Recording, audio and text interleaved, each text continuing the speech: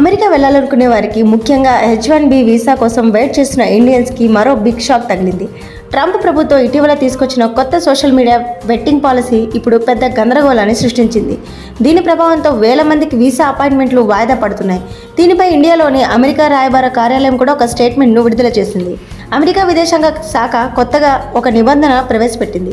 H1B వీసాకు apply చేసుకునే విదేశీ ఉద్యోగులు, వారి కుటుంబ సభ్యులు తీసుకోవాలనుకునే H1-4 వీసా దరఖాస్తులు తప్పనిసరిగా తమ సోషల్ మీడియా అకౌంట్స్ను పబ్లిక్ సెట్టింగ్లో ఉంచాలి.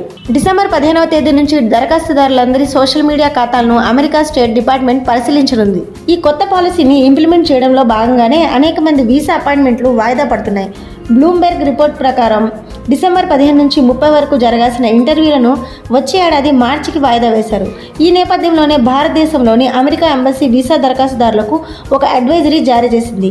మీ వీసా అపాయింట్మెంట్ రీషెడ్యూల్ అయిందని మీకు ఈమెయిల్ అందితే మీ కొత్త అపాయింట్మెంట్ తేదీలో మీకు సహాయం చేయడానికి మిషన్ ఇండియా ఎదురు చూస్తుంది అని పేర్కొంది.